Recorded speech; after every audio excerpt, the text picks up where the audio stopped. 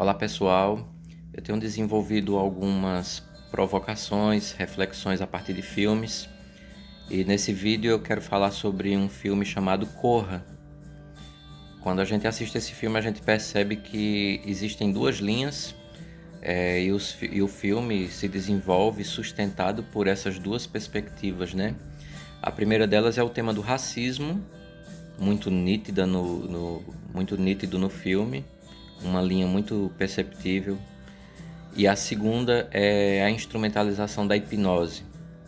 Só que quando a gente pega esse segundo ponto, a instrumentalização da hipnose, ela está a serviço de uma estrutura de racismo. Então, no geral é um filme sobre o racismo, só que o fato de se usar a hipnose como recurso no filme nos joga num outro campo de reflexão sobre o racismo, porque a hipnose como acesso à mente de alguém, porque é assim que ela é apresentada no filme, esse acesso à mente de alguém num contexto de racismo implica em dizer um tipo de dominação do pensamento. Então isso é muito claro e muito importante na reflexão sobre o filme, né? É como se a obra quisesse criticar o racismo, mas a partir da sua estrutura de pensamento, como esse racismo tenta ser uma dominação do pensamento do outro, uma imposição de um padrão ao outro e a naturalização dessa relação de poder e submissão. Eu quero destacar alguns pontos, né, porque é um vídeo curto. O primeiro ponto que eu destaco é que a primeira cena do filme nos coloca diante do racismo, o racismo como violência física, né? Uma imposição brutal da força de um branco sobre um negro.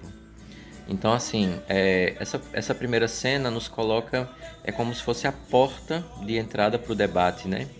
Porque nos coloca diante daquilo que a gente viu ao longo da história, a imposição da força e a dominação do outro pelo fato de ser negro. Então, essa cena está aí como se fosse um balanço daquilo que é a violência física e histórica brutalmente sofrida por pessoas negras. Só que depois que a história vai se desenvolvendo, a gente percebe que, embora esse tema da violência retorne, ele vai retornar e eu vou falar dele também, mas o eixo é uma dominação de pensamento. E aí, o enredo é a história de um rapaz negro que vai conhecer a família da sua namorada branca. E quando ele chega lá na casa da família da namorada, que é uma casa afastada, ele percebe um discurso de acolhimento, de respeito, mas aos poucos isso vai se mostrando apenas na ordem do discurso. É um discurso que camufla uma prática extremamente brutal e racista. E nessa ordem de discurso são mencionados três pessoas famosas, é, três homens negros famosos. O primeiro deles é o Barack Obama, e aí é interessante o Barack Obama ser mencionado porque é um negro que chega ao poder e chega a ser presidente da nação mais poderosa do mundo. Mas quando a gente observa a política do Obama, embora tenha alguns pontos de ruptura, mas em si tem muito de reprodução da história da dominação, da política de dominação americana, né? Promessas que não foram cumpridas, ataques militares, tudo isso permanece. Então é um paradoxo o Obama ser mencionado, porque embora seja um negro que chega ao poder, mas isso não tem uma reflexão, aliás, não tem um reflexo na ordem mais básica da sociedade americana, né? Então mencionar o Obama é mencionar de forma tolerante, mas não quer dizer que seja um acolhimento de mudanças, né? Então o primeiro homem citado é o Obama. O segundo é o jogador de golfe, considerado por muitos o melhor da história, Tiger Woods. E é bem interessante que ele seja mencionado, porque a sua figura, o que ele representa, vai ser desdobrado em outras cenas do filme, porque no ano de 2009 ele teve um problema, um escândalo de ordem sexual e inclusive passou por uma clínica de reabilitação. E isso é explorado no filme, não ele, né? Não a história dele, mas uma imagem do homem negro como aquele que é sexualmente superior. Então tem a ver com a sexualização do negro, do homem negro, também da mulher, mas no filme explora mais essa imagem do masculino. E o terceiro mencionado é Jesse Owens, e é interessante que ele seja mencionado porque ele é um velocista e ele ganha medalhas na frente do Hitler, né? Então é um homem negro que destrona aquilo que seria a hegemonia ariana, né? Ele prova que está errado porque fisicamente ele não foi vencido, ele venceu na verdade. Mas tem um ponto interessante da história dele porque ele vira uma referência apenas de marketing, né? Porque tem um ponto interessante da história do Jesse Owens, porque quando ele chegou nos Estados Unidos, depois de tudo, para ser condecorado, receber algumas honrarias aí, ele é a imagem da propaganda antinazista. Mas quando ele chegou nos Estados Unidos para receber, na cerimônia que ia receber uma honraria, sugeriram que ele fosse pelo elevador de serviço. Então veja, na ordem do discurso, a gente permanece com essa dimensão de acolhida, mas na prática o racismo persiste, né?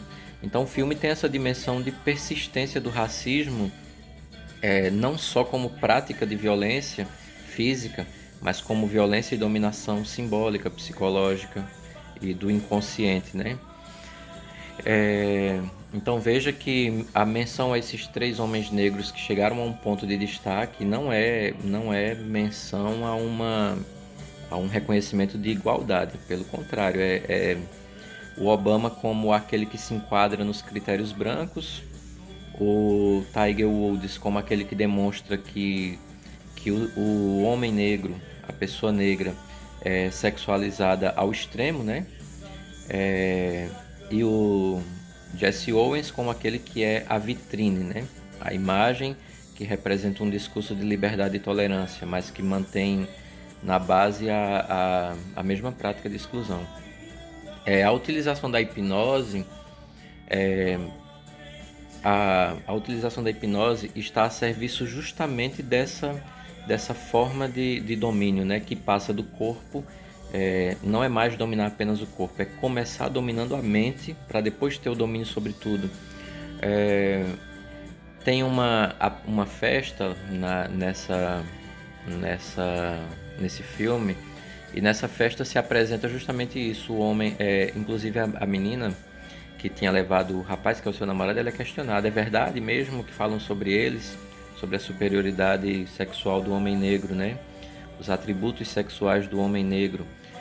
Então veja que são imagens que reproduzem essa dimensão de racismo. Tem uma conversa à mesa onde o irmão da menina diz assim: olha, pelo seu mapa genético, se você tivesse se dedicado ao treino, você seria um monstro, né? Então veja, a ideia de uma percepção diferente, negativada sobre o outro, né? Ele diz assim: você deveria ser lutador de MMA, né? UFC. Por quê? Porque geneticamente você nasceu para isso. É basicamente isso que está sendo apresentado, né? Então não é só a violência física, mas a violência de ordem de pensamento. E você percebe no protagonista,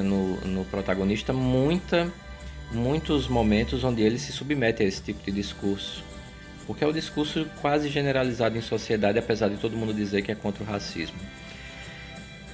A hipnose e a dominação do pensamento, simbolicamente no filme, está representado pelo seguinte: o corpo de um negro e a mente de uma pessoa branca, né?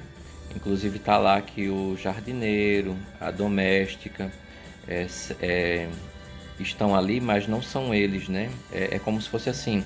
Tem até um livro, Crítica da Razão Negra, onde não se fala sobre o filme, né? Mas se fala assim, sobre você ser habitado por outra pessoa. É como se você fosse, e isso fala no filme, você é um passageiro na sua vida, né?